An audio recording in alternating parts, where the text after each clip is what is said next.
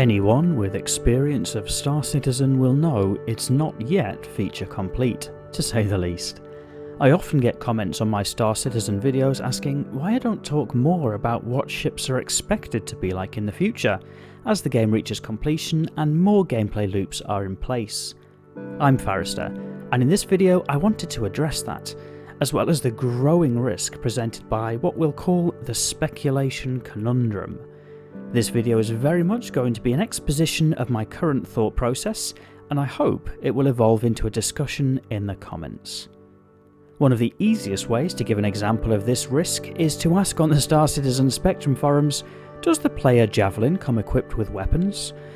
Aside from the fact that, at the moment, the player Javelin comes with nothing at all as it's not available in a playable state, or almost nothing, as technically Javelin owners can transfer some parts in-game at the moment to other ships they own, you'll get varying answers to that question from different players, some of which are based on out-of-date comments from developers, some of which are based on more recent comments from developers, and some of which are based on what the individual player would personally hope to be the case.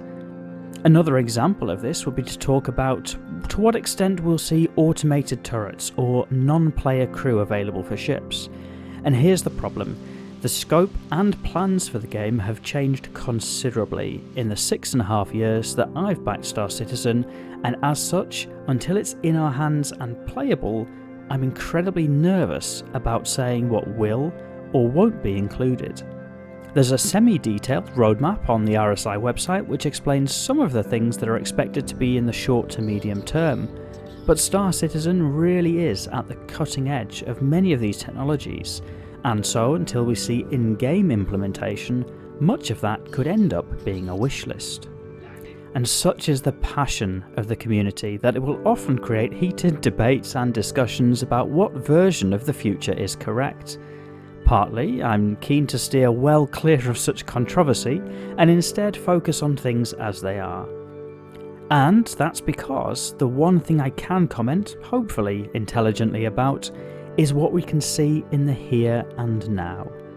By avoiding getting into discussion about what might be, about what version of the future specific ship or gameplay element might be, and instead focusing on what the ship or gameplay currently delivers, I can deliver an opinion or verdict with what I hope is some degree of credibility. It does mean I admit a certain eye for what might come later, and means I'll probably need to revisit some of the ship reviews as things change. But most importantly, let me know your thoughts in the comments. Do you agree with my more cautious approach, or would you prefer to see more speculation in the videos here?